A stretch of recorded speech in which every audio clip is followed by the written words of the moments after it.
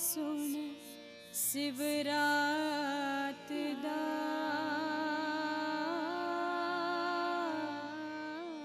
बाबा चल वटाले आई। मेला सुन शिवरात दा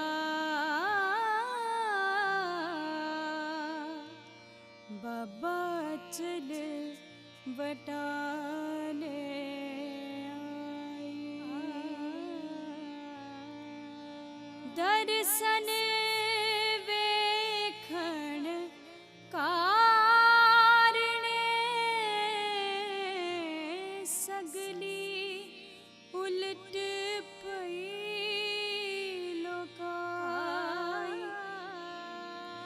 दर्शन वेखण कारणे सगली उलट पई लोकाई। मेला सुन शिवरात दा बाबा चल वटाले आई। ਸਾਹਿਬ ਸ਼੍ਰੀ ਗੁਰੂ ਨਾਨਕ ਦੇਵ ਜੀ ਦਾ ਇਸ ਦੁਨੀਆ ਵਿੱਚ ਆਗਮਨ ਅਗੰਮੀ, ਅਧਿਆਤਮਿਕ ਅਤੇ ਕ੍ਰਾਂਤੀਕਾਰੀ ਹੈ। ਭਾਈ ਗੁਰਦਾਸ ਜੀ ਫਰਮਾਉਂਦੇ ਨੇ, ਸਤਿਗੁਰ ਨਾਨਕ ਪ੍ਰਗਟਿਆ ਮਿੱਟੀ ਧੁੰਦ ਜਗ ਚਾਨਣ ਹੋਆ। ਜਿਉਂ ਕਰ ਸੂਰਜ ਨਿਕਲਿਆ ਤਾਰੇ ਛਪੇ ਅੰਧੇਰ ਪਲੋਆ। ਸ਼੍ਰੀ ਗੁਰੂ ਨਾਨਕ ਦੇਵ ਜੀ ਦੇ ਮਾਤ ਲੋਕ ਵਿੱਚ ਆਗਮਨ ਨਾਲ ਮਾਨਵਤਾ ਦੇ ਧਾਰਮਿਕ, ਨੈਤਿਕ, ਸਮਾਜਿਕ, ਪਦਾਰਥਕ ਅਤੇ ਰਾਜਸੀ ਜੀਵਨ ਵਿੱਚ ਵਿਸ਼ੇਸ਼ ਭਾਂਤ ਦੀ ਚੇਤਨਾ ਸਥਾਪਿਤ ਹੋਣੀ ਆਰੰਭ ਹੋਈ। 15ਵੀਂ ਸਦੀ ਈਸਵੀ ਦੀ ਲੋਕਾਈ ਅੰਧਕਾਰ 'ਚ ਤਰਕ ਵਿਤਰਕ ਸੋਚ ਵਿਹੋਣੀ ਹੋ ਕੇ ਜੀਵਨ ਬਸਰ ਕਰ ਰਹੀ ਸੀ। ਸਮੁੱਚੀ ਲੋਕਾਈ ਨੂੰ ਸ਼੍ਰੀ ਗੁਰੂ ਨਾਨਕ ਦੇਵ ਜੀ ਨੇ ਸਰਬ ਪੱਖੀ ਮਾਨਵੀ ਜਾਗ੍ਰਿਤੀ ਪ੍ਰਦਾਨ ਕੀਤੀ, ਜੋ ਵਿਸ਼ਵ ਵਿਆਪੀ ਸਮਾਜਿਕ, ਧਾਰਮਿਕ ਅਤੇ ਇਤਿਹਾਸਿਕ ਤਬਦੀਲੀ ਦੇ ਤੌਰ ਤੇ ਜਾਣੀ ਜਾਂਦੀ ਹੈ। ਆਪਣੇ ਜੀਵਨ ਕਾਲ ਵਿੱਚ ਸ਼੍ਰੀ ਗੁਰੂ ਨਾਨਕ ਦੇਵ ਜੀ ਜਿੱਥੇ ਲੰਮੀਆਂ ਯਾਤਰਾਵਾਂ ਤੇ ਗਏ ਜਾਂ ਨਿਕਟ ਦੇ ਸਾਕ ਸੰਬੰਧੀਆਂ, ਸਮਾਜਿਕ ਵਰਤਾਰੇ ਅਤੇ ਕੰਮ ਕਾਜਾਂ ਵਿੱਚ ਵਿਚਰੇ, ਉੱਥੇ ਹੀ ਉਹਨਾਂ ਨੇ ਮਾਨਵਤਾ ਦੀ ਰੂਹਾਨੀਅਤ ਨੂੰ ਵੀ ਜਗਾਇਆ। ਵੱਡਾ ਪੁਰਖ ਪ੍ਰਗਟਿਆ ਕਲ ਜੁਗ ਅੰਦਰ ਜੋਤ ਜਗਾਈ। ਮੇਲਾ ਸੁਣ शिवरात दा बाबा चल वटाले। ਬਟਾਲਾ ਅਸਲ ਵਿੱਚ ਵਟਾਲਾ ਹੁੰਦਾ ਸੀ। ਉਸ ਵੇਲੇ ਵਪਾਰ ਦੇ ਇਸ ਉੱਘੇ ਕੇਂਦਰ ਵਿੱਚ ਵਸਤੂਆਂ ਦੇ ਵਟਾਂਦਰੇ ਨਾਲ ਵਪਾਰ ਹੁੰਦਾ ਸੀ। ਇਸੇ ਲਈ ਇਸ ਨੂੰ ਵਟਾਲਾ ਆਖਦੇ ਸਨ। ਵਟਾਲਾ ਅਥਵਾ ਬਟਾਲਾ ਸ਼੍ਰੀ ਗੁਰੂ ਨਾਨਕ ਦੇਵ ਜੀ ਦਾ ਸਹੁਰਾ ਘਰ ਹੋਣ ਵਜੋਂ ਪਵਿੱਤਰ ਸਥਾਨ ਮੰਨਿਆ ਜਾਂਦਾ ਹੈ। ਇੱਥੇ ਆਪ ਜੀ ਦਾ ਵਿਆਹ ਭਾਦੋਂ ਸੁਦੀ 7ਵੀਂ ਸੰਮਤ 1544 ਅਰਥਾਤ 12 ਸਤੰਬਰ 1487 ਈਸਵੀ ਨੂੰ ਚੌਧਰੀ ਅਜਿੱਤਾ ਰੰਧਾਵਾ ਦੇ ਅਹਿਲਕਾਰ ਪਟਵਾਰੀ ਮੂਲਚੰਦ ਚੂਣਾ ਖੱਤਰੀ ਦੇ ਗ੍ਰਹਿ ਵਿਖੇ ਮਾਤਾ ਚੰਦੋ ਰਾਣੀ ਦੀ ਕੁੱਖੋਂ ਪੈਦਾ ਹੋਈ ਬੀਬੀ ਸੁਲੱਖਣੀ ਜੀ ਨਾਲ ਹੋਇਆ। ਮਾਤਾ ਸੁਲੱਖਣੀ ਜੀ ਦੇ ਪਿਤਾ ਦਾ ਨਾਂ ਹੀ ਮੂਲ ਚੰਦ ਜੀ ਚੌਣੇ, ਜੋ ਪੱਖੋ ਕਿ ਰੰਧਾਵਾ ਦੇ ਰਹਿਣ ਵਾਲੇ ਸਨ।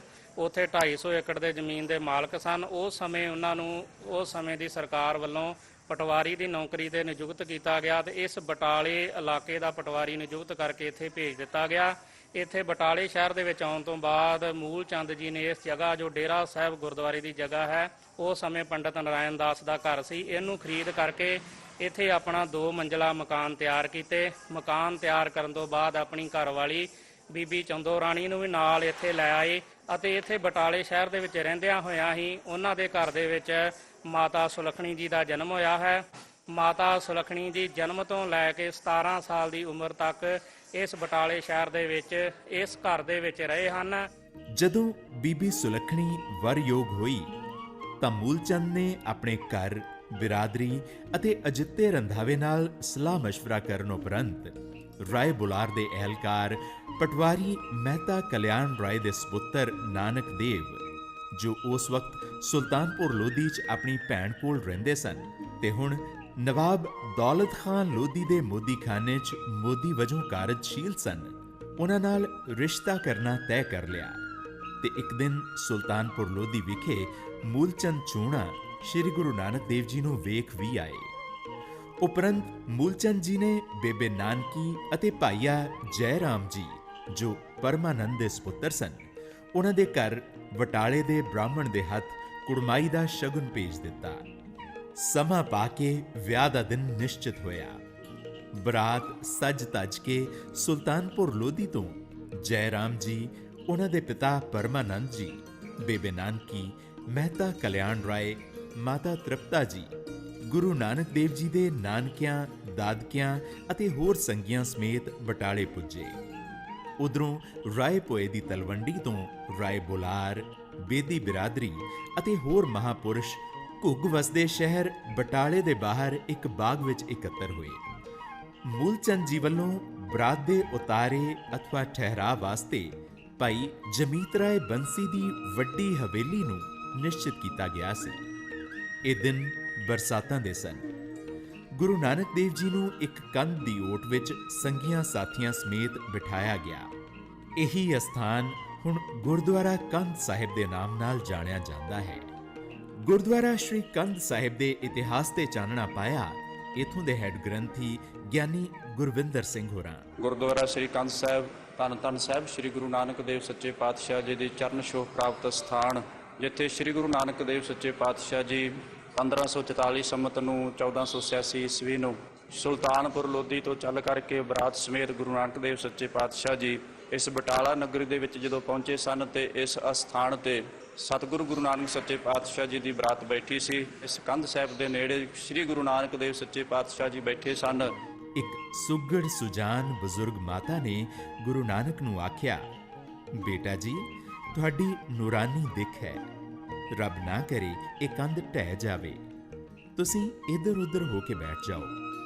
ਤਾਂ ਗੁਰੂ ਨਾਨਕ ਦੇਵ ਜੀ ਨੇ ਆਖਿਆ ਕਿ ਮਾਤਾ ਜੀ, ਅਸੀਂ ਰੱਬ ਦੀ ਰਜ਼ਾ ਵਿੱਚ ਰਹਿਣ ਵਾਲੇ ਹਾਂ। ਜਿਸ ਮਾਣ ਸਨਮਾਨ ਨਾਲ ਤੁਸੀਂ ਸਾਨੂੰ ਇਸ ਕੰਧ ਕੋਲ ਬਿਠਾਇਆ ਹੈ, ਅਸੀਂ ਇੱਥੇ ਹੀ ਟਿਕਾਂਗੇ ਤੇ ਇਹ ਕੰਧ ਜੁਗਾਂ ਜੁਗਾਂਤਰਾਂ ਤੱਕ ਕਦੇ ਨਹੀਂ ਢਹੇਗੀ। ਇਹੀ ਅਸਥਾਨ ਹੁਣ ਗੁਰਦੁਆਰਾ ਕੰਧ ਸਾਹਿਬ ਦੇ ਨਾਮ ਨਾਲ ਜਾਣਿਆ ਜਾਂਦਾ ਹੈ। ਇਹਨੇ ਬਟਾਲਾ ਨਿਵਾਸੀ ਮਾਸਟਰ ਜੋਗਿੰਦਰ ਸਿੰਘ। ਗੁਰਦੁਆਰਾ ਸ੍ਰੀ ਕੰਧ ਸਾਹਿਬ ਆਸਥਾ ਅਤੇ ਸ਼ਰਧਾ ਦਾ ਸ਼ਹਿਰ ਬਟਾਲੇ ਵਾਸਤੇ ਇੱਕ ਮੁੱਖ ਕੇਂਦਰ ਹੈ। ਇੱਥੇ ਕੋਈ ਕਿਸੇ ਜਾਤ, ਧਰਮ, ਵਰਗ ਦਾ ਕੋਈ ਵਖਰੇਵਾਂ ਨਹੀਂ। ਇਹ ਵਡਭਾਗੀ ਹਾਂ ਅਸੀਂ ਕਿ ਸਾਡੇ ਕੋਲ ਗੁਰੂ ਨਾਨਕ ਸਾਹਿਬ ਜੀ ਦਾ ਜਨਮ ਸਥਾਨ ਨਨਕਾਣਾ ਸਾਹਿਬ ਨਹੀਂ, ਉਹਨਾਂ ਦਾ ਅੰਤਮ ਸਥਾਨ ਸਾਡੇ ਕੋਲ ਕਰਤਾਰਪੁਰ ਸਾਹਿਬ ਨਹੀਂ, ਉਹਨਾਂ ਦਾ ਵਿਆਹ ਸਥਾਨ ਜਿਹੜਾ ਹੈ ਉਹ ਸਾਡੇ ਸੰਗਤਾਂ ਨੂੰ ਦਿਦਾਰੇ ਦੇਣ ਵਾਸਤੇ ਹੈ। ਇੱਥੇ ਇਹ ਕੰਧ ਕਈ ਆਫਤਾਂ, ਕਈ ਹਮਲਿਆਂ ਦੇ ਬਾਵਜੂਦ ਅਜੇ ਵੀ ਅਡੋਲ ਖੜੀ ਹੈ, ਜਿਸ ਨੂੰ ਅਜੋਕੇ ਸਮੇਂ 'ਚ ਇਸ ਦੇ ਇਰਦ ਗਿਰਦ ਸ਼ੀਸ਼ਾ ਜੜ ਕੇ ਮਾਨਵਤਾ ਦੇ ਦਰਸ਼ਨਾਂ ਵਾਸਤੇ ਰੱਖਿਆ ਗਿਆ ਹੈ।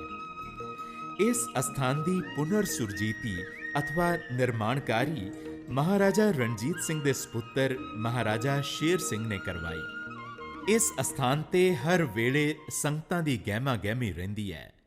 ਨਿਤਨੇਮ ਦੀਆਂ ਬਾਣੀਆਂ ਤੋਂ ਇਲਾਵਾ ਇਸ ਅਸਥਾਨ ਉੱਪਰ ਪ੍ਰਸਿੱਧ ਕੀਰਤਨੀ ਜਥੇ, ਕਵੀਸ਼ਰੀ ਜਥੇ, ਢਾਡੀ ਜਥੇ ਅਤੇ ਉੱਗੇ ਵਿਦਵਾਨ ਆਪੋ ਆਪਣੇ ਵਿਚਾਰਾਂ ਰਾਹੀਂ ਗੁਰਬਾਣੀ ਅਤੇ ਸਿੱਖ ਇਤਿਹਾਸ ਦੇ ਪ੍ਰਚਾਰ ਅਤੇ ਪਸਾਰ ਦੇ ਜ਼ਰੀਏ ਆਈਆਂ ਸੰਗਤਾਂ ਨੂੰ ਨਿਹਾਲ ਕਰਦੇ ਨੇ। ਘਰ ਘਰ ਬਾਬਾ ਗਾਵਿਐ, ਘਰ ਘਰ ਬਾਬਾ ਗਾਵਿਐ, ਵਜਨ ਤਾਲ ਮਰਦੰਗ ਬਾਬਾ, ਵਜਨ ਤਾਲ ਮਰਦੰਗ ਬਾਬਾ। ਹਰ ਕਾਰ ਬਾਬਾ ਗਾਵੀਐ, ਹਰ ਕਾਰ ਬਾਬਾ ਗਾਵੀਐ। ਵਿਆਹ ਪੁਰਬ ਹੀ ਨਹੀਂ, ਮੱਸਿਆ, ਪੁੰਨਿਆ, ਸੰਗਰਾਂਦ ਅਤੇ ਹੋਰ ਗੁਰਪੁਰਬਾਂ ਦੇ ਸ਼ੁਭ ਅਵਸਰਾਂ ਤੇ ਵੀ ਵਿਸ਼ੇਸ਼ ਪ੍ਰੋਗਰਾਮ ਆਯੋਜਿਤ ਕੀਤੇ ਜਾਂਦੇ ਹਨ, ਜਿਨ੍ਹਾਂ ਤੋਂ ਇਲਾਕੇ ਦੀਆਂ ਸੰਗਤਾਂ ਹੀ ਨਹੀਂ ਬਲਕਿ ਦੇਸ਼ ਵਿਦੇਸ਼ ਤੋਂ ਆਈਆਂ ਸੰਗਤਾਂ ਗੁਰਮਤਿ ਧਾਰਾ ਦਾ ਵਿਲੱਖਣ ਸੁਨੇਹਾ ਲੈ ਕੇ ਮਾਨਸਿਕ ਸ਼ਾਂਤੀ ਪ੍ਰਾਪਤ ਕਰਦੀਆਂ ਹੋਈਆਂ ਚੜ੍ਹਦੀ ਕਲਾ ਦਾ ਸੰਕਲਪ ਲੈ ਕੇ ਪਰਤਦੀਆਂ ਹਨ। ਹਰ ਸਾਲ ਸਤੰਬਰ ਦੇ ਮਹੀਨੇ ਵਿੱਚ ਸ਼ਹਿਰ ਵਿੱਚ ਸ੍ਰੀ ਗੁਰੂ ਨਾਨਕ ਦੇਵ ਜੀ ਦਾ ਵਿਆਹ ਉਤਸਵ ਬੜੀ ਸ਼ਰਧਾ ਅਤੇ ਧੂਮ-ਧਾਮ ਨਾਲ ਮਨਾਇਆ ਜਾਂਦਾ ਹੈ।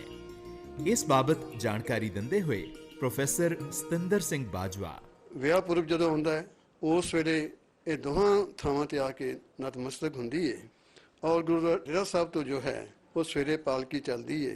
ਵੱਖ-ਵੱਖ ਥਾਵਾਂ ਦਾ ਜੋ ਹੈ ਪਾਲਕੀ ਸਾਹਿਬ ਦਾ ਸਵਾਗਤ ਹੁੰਦਾ ਹੈ ਔਰ ਰਾਤ ਨੂੰ ਵਾਪਸ ਗੁਰਦੁਆਰਾ ਜਿਹੜਾ ਹੈ ਕੰਨ ਸਾਹਿਬ ਇੱਥੇ ਆ ਕੇ ਉਸ ਦੀ ਸਮਾਪਤੀ ਹੁੰਦੀ ਹੈ।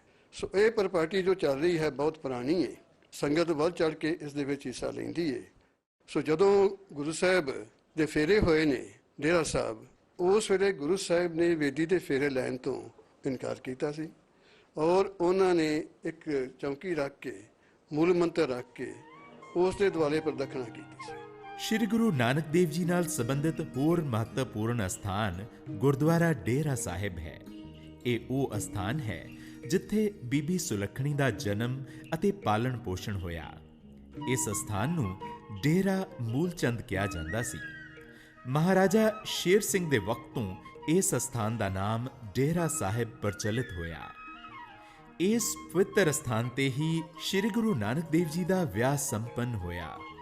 ਪਰੰਪਰਾ ਅਨੁਸਾਰ ਵਿਆਹ ਅਗਨੀ ਦੇ ਦੁਆਲੇ ਭਾਵ ਵੇਦੀ ਦੀਆਂ ਲਾਵਾਂ ਫੇਰਿਆਂ ਨਾਲ ਹੁੰਦੇ ਸਨ, ਪਰੰਤੂ ਮੌਖਿਕ ਧਾਰਾ, ਦੰਦ ਕਥਾਵਾਂ ਅਤੇ ਕੁਝ ਇੱਕ ਲਿਖਤ ਹਵਾਲਿਆਂ ਅਨੁਸਾਰ ਗੁਰੂ ਨਾਨਕ ਦੇਵ ਜੀ ਨੇ ਕੇਵਲ ਅਗਨੀ ਦੁਆਲੇ ਲਾਵਾਂ ਫੇਰੇ ਲੈਣ ਲਈ ਸਹਿਮਤੀ ਨਾ ਪ੍ਰਗਟਾਈ।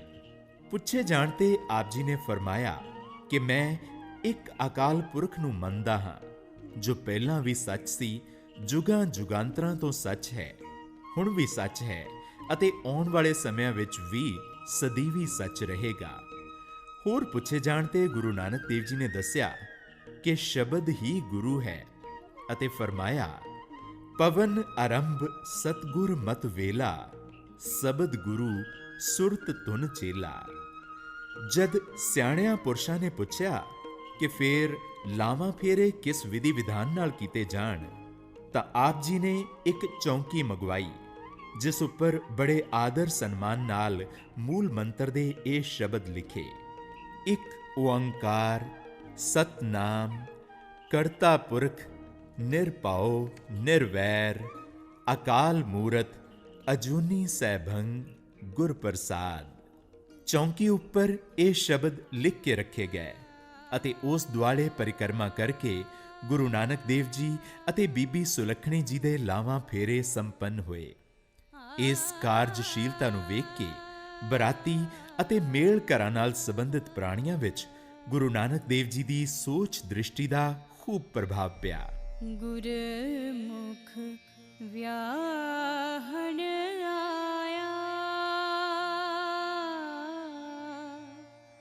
ਗੁਰਮੁਖ ਵਿਆਹਣ ਆਇਆ, ਹਰ ਪ੍ਰਭ ਕਾਜ ਰਚਾਇਆ,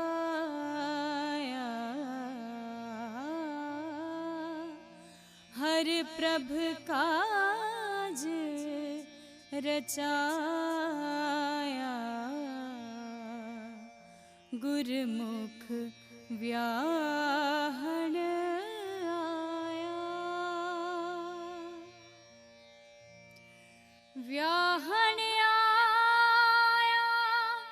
गुरमुख हर पाया, व्याहण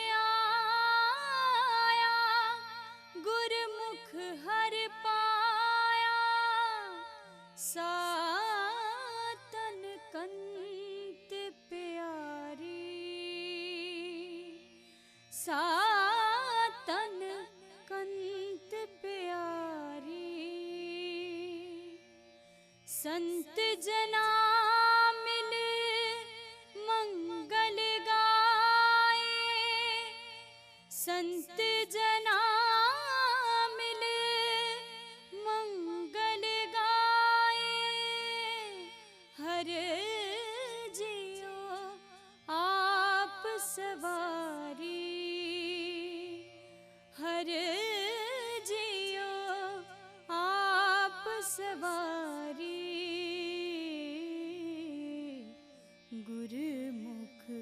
ਵਿਆਹਣ ਆਇਆ,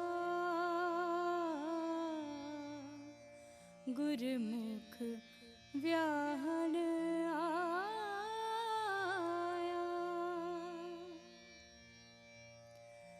ਸੁਰ ਨਰ ਗਣ ਗੰਧਰਵ ਮਿਲ ਆਏ, ਸੁਰ ਨਰ ਗਣ ਗੰਧਰਵ ਮਿਲ ਆਏ, ਅਪੂਰਬ ਜਨ ਬਣਾਈ, ਅਪੂਰਬ ਜਨ ਬਣਾਈ। ਨਾਨਕ ਪ੍ਰਭ ਪਾਇਆ ਮੈਂ ਸਾਚਾ, ਨਾਨਕ ਪ੍ਰਭ ਪਾਇਆ ਮੈਂ ਸਾਚਾ, ਨਾ ਕਦੇ ਮਰੈ ਨਾ ਜਾਈ, ਨਾ ਕਦੇ ਮਰੈ ਨਾ ਜਾਈ।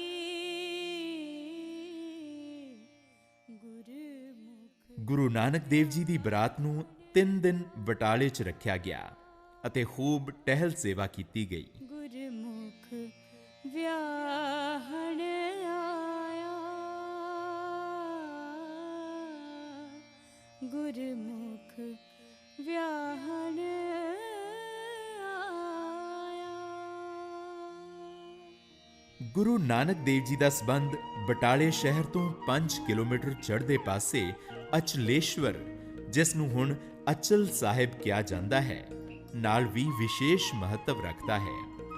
ਇੱਥੇ ਗੁਰੂ ਨਾਨਕ ਦੇਵ ਜੀ 1526 ਈਸਵੀ ਨੂੰ ਸ਼ਿਵਰਾਤਰੀ ਦੇ ਮੇਲੇ ਤੇ ਆਏ ਸਨ। ਸਤਨਾਮ ਵਾਹਿਗੁਰੂ ਸਾਹਿਬ ਜੀ। ਸੋਰਠ ਮਹੱਲਾ ਪੰਜਵਾ। ਗੁਰਪੂਰਾ ਭੇਟਿਓ ਵਡ ਭਾਗੀ, ਮਨ ਹੈ ਭਇਆ ਪਰਗਾਸਾ, ਕੋਈ ਨਾ ਪਹੁੰਚਨ ਹਾਰਾ ਦੂਜਾ, ਆਪਣੇ ਸਾਹਿਬ ਕਾ ਪ੍ਰਵਾਸਾ,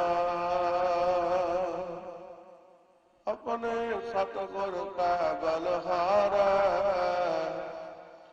ਆਗਾ ਸੁਖ ਪਾਛੈ ਸੁਖ ਸਹਜਾ, ਹਰ ਆਨੰਦ ਹਮਾਰਾ ਰਹਾਉ, ਅੰਤਰ ਜਾਮੀ ਕਰਣ ਹਾਰਾ, ਸੋਏ ਖਸਮ ਹਮਾਰਾ, ਨਿਰਭਉ ਭਏ ਗੁਰ ਚਰਣੀ ਲਾਗੇ, ਇਕ ਰਾਮ ਨਾਮ ਆਧਾਰਾ, ਸਫਲ ਦਰਸ਼ਨ ਅਕਾਲ ਮੂਰਤ, ਰੱਬ ਹੈ ਪੀ ਹੋਵਨਹਾਰਾ, ਕੰਠ ਲਗਾਏ ਆਪਣੇ ਜਨ ਰਾਖੇ, ਆਪਣੀ ਪ੍ਰੀਤ ਪਿਆਰਾ, ਵੱਡੀ ਵਡਿਆਈ ਅਚਰਜ ਸ਼ੋਭਾ, ਕਾਰਜ ਆਇਆ ਰਾਸੇ,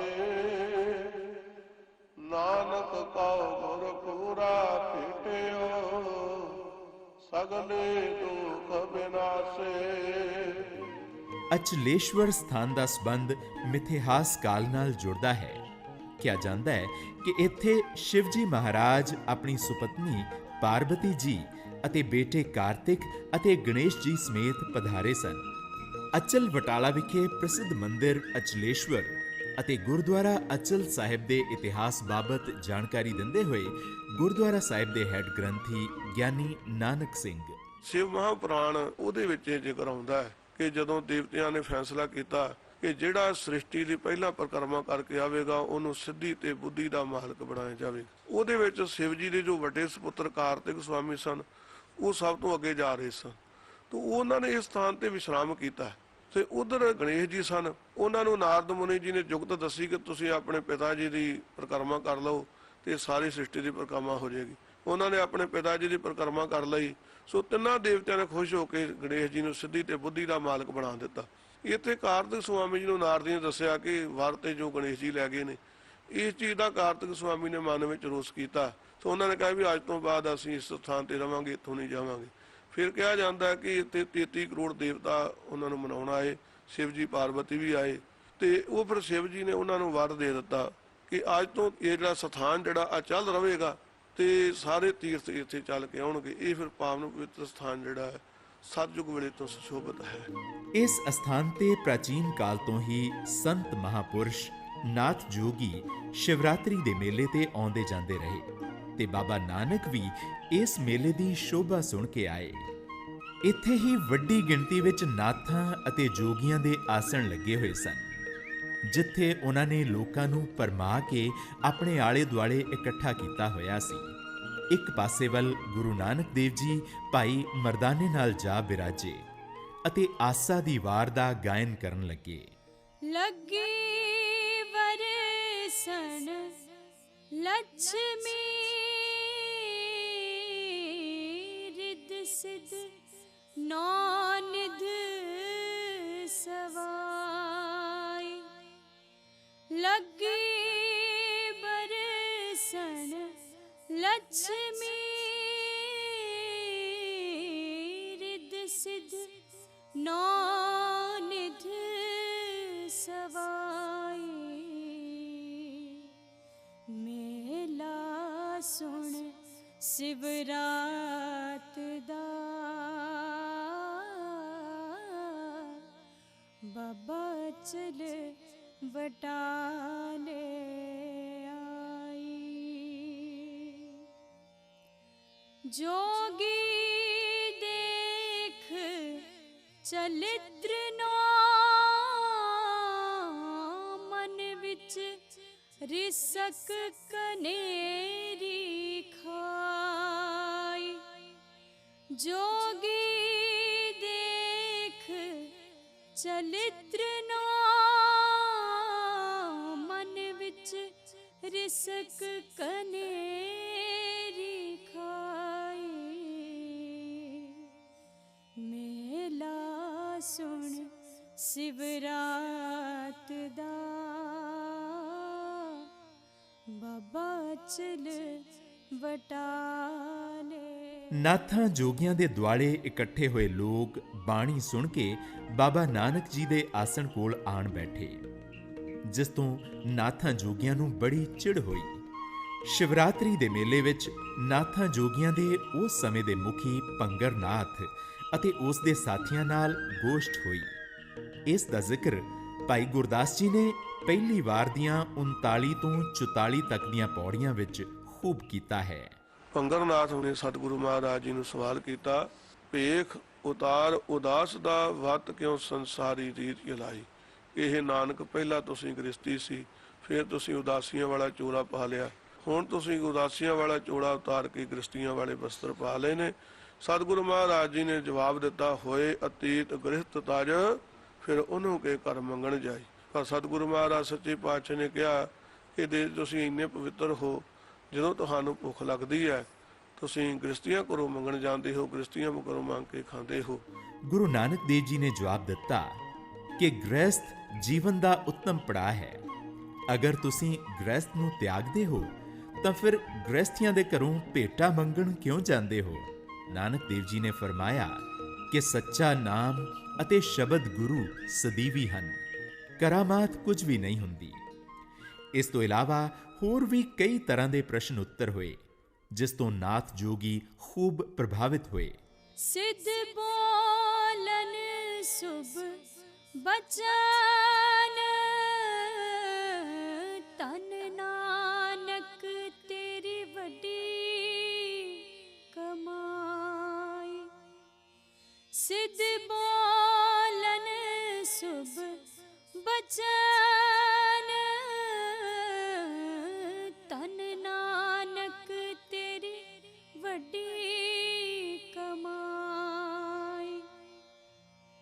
ਮੇਲਾ ਸੁਣ ਸਿਵਰਾਤ ਦਾ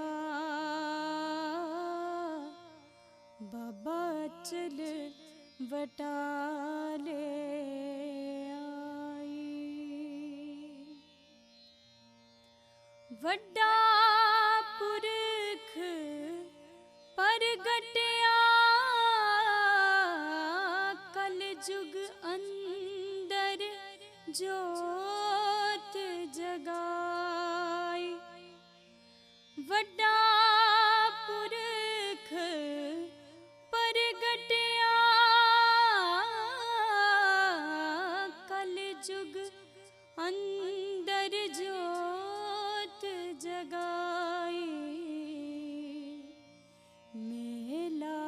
ਸੁਣ ਸਿਵਰਾਤ ਦਾ ਬਾਬਾ ਅਚਲ ਵਟਾਲੇ। ਇਸੇ ਸਥਾਨ ਤੇ ਅੱਜਕੱਲ ਗੁਰਦੁਆਰਾ ਅਚਲ ਸਾਹਿਬ ਸੁਸ਼ੋਭਿਤ ਹੈ, ਜਿੱਥੇ ਗੁਰੂ ਮਰਿਆਦਾ ਅਨੁਸਾਰ ਨਿਤਨੇਮ, ਗੁਰਪੁਰਬ, ਮੱਸਿਆ ਅਤੇ ਹੋਰ ਧਾਰਮਿਕ ਸਮਾਗਮ ਬੜੀ ਸ਼ਰਧਾ ਅਤੇ ਉਤਸ਼ਾਹ ਨਾਲ ਮਨਾਏ ਜਾਂਦੇ ਹਨ।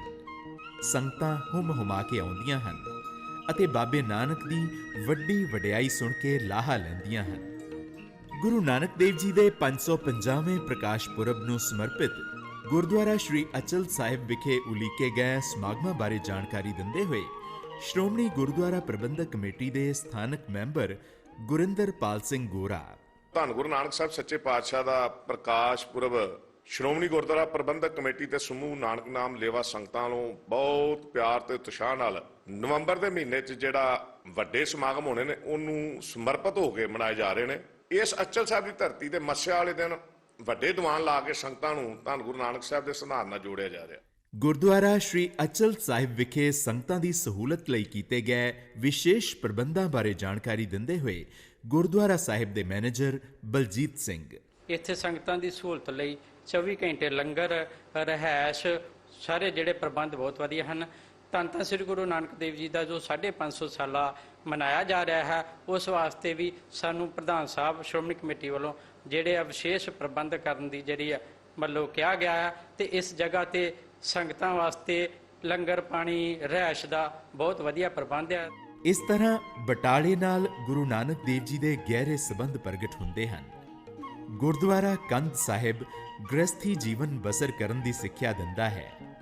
ਗੁਰਦੁਆਰਾ ਡੇਰਾ ਸਾਹਿਬ ਗ੍ਰਸਥ ਵਿੱਚ ਨਵੀਂ ਰੀਤ ਨੂੰ ਪ੍ਰਚਲਿਤ ਕਰਨ ਦਾ ਪ੍ਰਤੀਕ ਬਣਦਾ ਹੈ ਤੇ ਅਚਲ ਸਾਹਿਬ ਉਸਾਰੂ ਗੋਸ਼ਟ ਦੇ ਜ਼ਰੀਏ ਮਨੁੱਖਤਾ ਨੂੰ ਦੰਭ, ਫਰੇਬ, ਕਰਾਮਾਤ ਆਦਿ ਨੂੰ ਤਿਆਗ ਕੇ ਰੱਬੀ ਨਾਮ ਸਿਮਰਨ, ਸੱਚ ਅਤੇ ਉੱਚੇ ਚਰਿੱਤਰ ਨੂੰ ਅਪਣਾਉਣ ਦਾ ਸੰਦੇਸ਼ ਦਿੰਦਾ ਹੈ। ਮੇਲਿਓ ਬਾਬਾ ਉੱਠਿਆ ਮੁਲਤਾਨੇ ਦੀ ਜਾਰਤ ਜਾਈ। ਮੇਲਿਓ ਬਾਬਾ ਉੱਠਿਆ ਮੁਲਤਾਨੇ ਦੀ ਜਾਰਤ ਜਾਈ। ਮੇਲਾ ਸੁਣ ਸਿਵਰਾਤ ਦਾ ਬਾਬਾ ਅਚਲ ਵਟਾਲੇ ਆਈ। ਮੇਲਾ ਸੁਣ ਸਿਵਰਾਤ ਦਾ ਬਾਬਾ ਅਚਲ ਵਟਾਲੇ।